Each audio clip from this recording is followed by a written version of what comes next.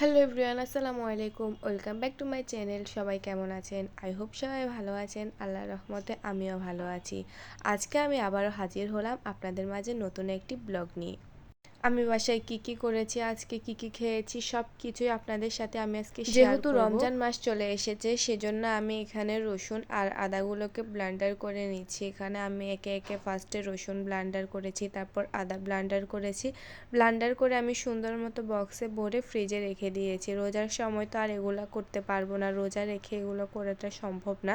ওই জন্য আগে থেকে এগুলা করে রেখেছি। একেবারে অনেকগুলো আদা রসুন ব্লেন্ডার করে রেখে দিলে ভালো হয় সংরক্ষণ করে। আর আমি আজকে কি রান্না করব সেটা তো আপনারা ভিডিওর টাইটেল দেখে বুঝে গিয়েছেন, তাও একবার বলি। আমি আজকে রান্না করব পোলাও আর মুরগির মাংস। আর এখানে আমি মুরগির মাংস রান্না করার জন্য আমি মুরগির মাংসগুলোকে একটা প্যানের মধ্যে ভেজে নিয়েছি তেল দিয়ে। ডিরেক্ট মুরগি এমনি ভাজি করা ছাড়া রান্না করলে আমি খেতে পারি না, ওই জন্য আমি সবসময় মুরগির মাংস রান্না করার সময় মুরগির মাংসগুলোকে আগে ভেজে নিই। ভেজে নেওয়া শেষ হলে আমি এখানে একটা পাতিলের মধ্যে দিয়ে দিয়েছি তেলগুলো গরম হলে আমি এখানে দিয়ে দিয়েছি পেঁয়াজগুলোকে আমি ভালো করে নেড়ে চেড়ে নিয়ে তেলের সাথে মিক্স করে নিয়েছি। তারপর আমি এখানে দিয়ে দিয়েছি তেজপাতা, দারচিনি আর এলাচগুলো দিয়ে আমি আবারও ভালো করে নেড়ে চেড়ে নিয়েছি।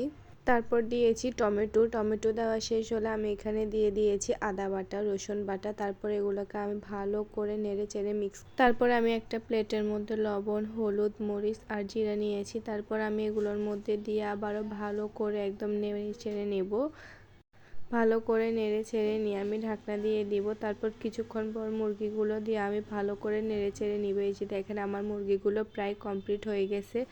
এই যে আমি মুরগির মাংসগুলোকে এখানে ধনিয়া পাতা দিয়ে নামিয়ে নেব। তারপর আমি এখানে চুলায় একটা পাতিল বসিয়ে দিয়েছি, পাতিলের মধ্যে তেল দিয়ে দিছি। তেলগুলো গরম হলে পেঁয়াজ দিয়ে দিছি, এগুলো আমি পোলাওর জন্য দিচ্ছি। তারপর এখানে দারচিনি, এলাচ আর তেজপাতা এগুলো দিয়ে আমি ভালো করে নেড়ে ছেড়ে নিচ্ছি। এগুলো নেড়ে চেড়ে নেওয়া শেষ হলে আমি এখানে দিয়ে দেব আমি পোলাওর চাউলগুলো দিয়ে দিয়েছি। তারপর পোলাও চাউলগুলোকে আমি এগুলোর সাথে ভালোভাবে নেড়ে চেড়ে মিক্স করে নিচ্ছি। মিক্স করে নেওয়া শেষ হলে আমি এখানে দিয়ে দিব আদা বাটা আর রসুন বাটা। আদা বাটা আর রসুন বাটা দিয়ে আমি আবারও ভালো করে নেড়ে চেড়ে মিক্স করে নেব। তারপর মিক্স করে নেওয়ার কিছুক্ষণ পর আমি এগুলোর মধ্যে পানি দিয়ে দিব। আমি এখানে 3 কাপ পানি দিয়েছি। পানিগুলো দিয়ে আমি ভালো করে নেড়ে চেড়ে নেব। পরে আমি আরেক কাপ পানি অ্যাড করে নিয়েছি, চাইলে আপনারাও দিতে পারেন। তারপর আমি এখানে পোলাওগুলো আমার দেখেন কমপ্লিট হয়ে গেছে। আমি এগুলোর মধ্যে ধনিয়া পাতা দিয়ে নামিয়ে নিব। এই যে আমার রান্নার ফাইনাল লুক। আমি আবার সালাদও করেছি, এখানে আপনাদেরকে দেখাচ্ছি পরিবেশন করে।